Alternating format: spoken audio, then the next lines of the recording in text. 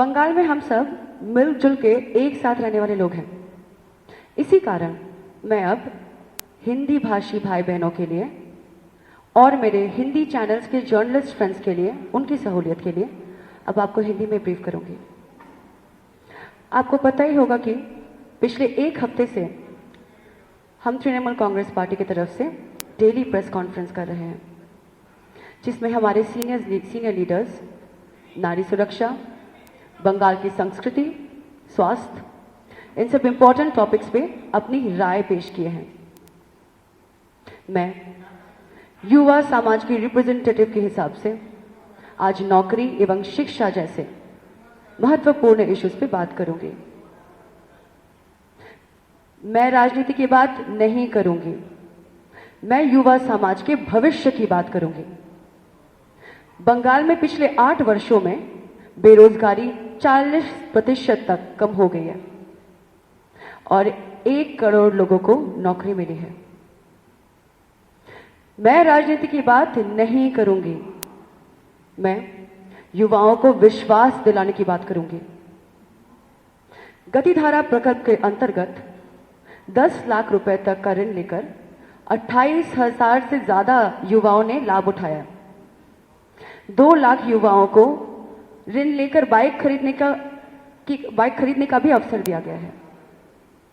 मैं राजनीति की बात नहीं करूंगी, मैं उत्कर्ष बांग्ला की बात करूंगी, जहां 6 लाख युवाओं को आत्मनिर्भर बनाने के लिए दिया जा रहा है प्रशिक्षण।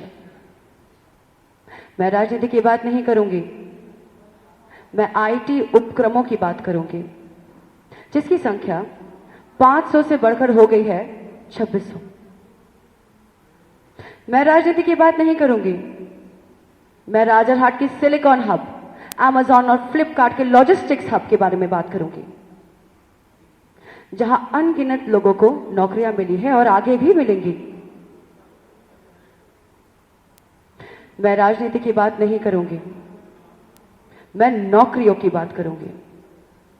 टीसीएस में नौकरियां हुई हैं 40,000, कॉग्निजेंट में नौकरियां हुई है 20,000, आईबीएम में नौकरियां हुई है 15,000 और विप्रो में नौकरियां हुई है 10,000।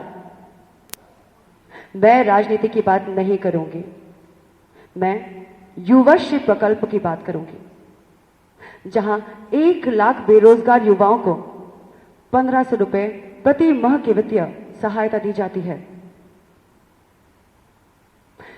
मैं राजनीति की बात नहीं करूंगी, मैं कर्म साथी प्रकल्प की बात करूंगी, जहां 1 लाख युवाओं को आत्मनिर्भर बनाने के लिए 2 लाख रुपए के ऋण आसान शर्तों पर दी जाती है। मैं राजनीति की बात नहीं करूंगी, मैं स्वामी विवेकानंद स्वनिर्भर कर्मस्थान प्रकल्प की बात करूंगी, जहां बेरोजगार युवाओं को आत्मनिर्भर बनाने के लिए 30% सब्सिडी दी जाती है।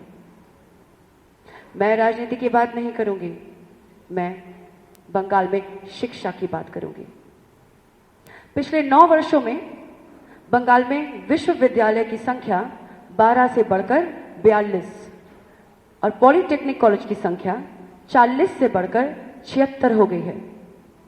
50 नए कॉलेज भी बनाए गए हैं। मैं राजनीति की बात नहीं करूंगी, मैं कन्याश्री प्राप्तकारियों की बात करूंगी, जिन्हें स्वप्नभोर प्रकल्पों के तहत कौशल को बढ़ाने के लिए परीक्षण दिया जा रहा है।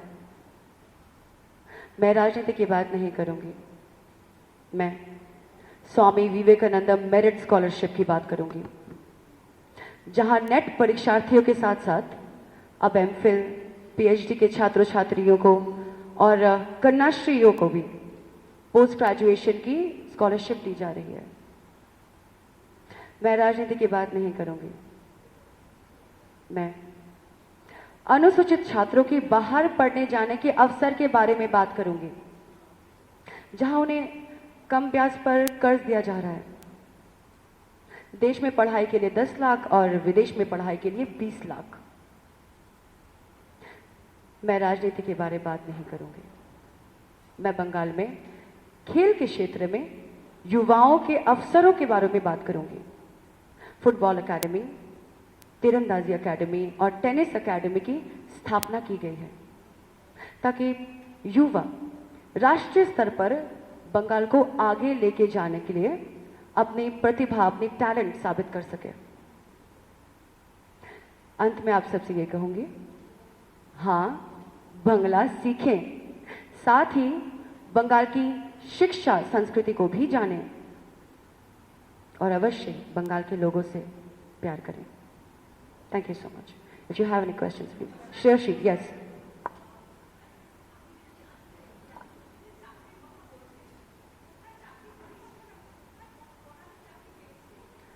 প্রথমেই বলে দিই যে এই যে চাকরির যে ব্রেকআপের কথা আপনি বলছেন সেটা already has been presented on the floors of the assembly.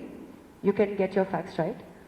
আর কিছুদিনের মধ্যেই আপনারা সকলেই জানতে পারবেন that more than 35 lakhs jobs would be given out over the period of next 3 years. And if you're talking about my party, I spoke on behalf of my party. But if you notice, 2016 ইলেকশনের পর our honorable PM, Mr. Narendra Modi, had promised 2 crore jobs per year. It's been 6 years. সেই হিসেবে 12 কোটি চাকরি পাওয়া উচিত, 12 লাখ অব্দি এখানে কেউ পায়নি। আর যদি পেয়ে থাকে তাহলে তালিকা প্লিজ পেশ করুন।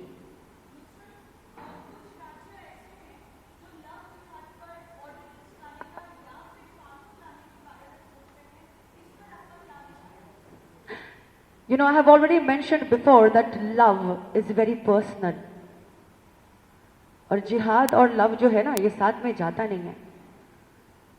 You know, just before elections, people come up with certain topics like this. ऐसे देखना, इलेक्शन के पहले ये सब होता है।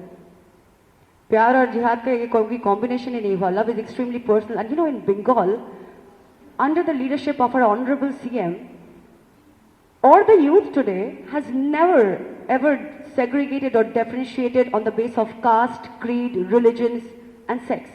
It has never been done. It is a personal choice. Who do you want to be with? It is completely a person's choice. Basically, you know, what I have to say is that for God's sake, do not make religion a political tool in India, please. Let's just stop feeding on this, because the youth today is not interested. And let me just sign off as an answer to this question. Live, let live, and just be in love and start falling in love with each other. नमस्कार, मैं हूं मानक गुप्ता।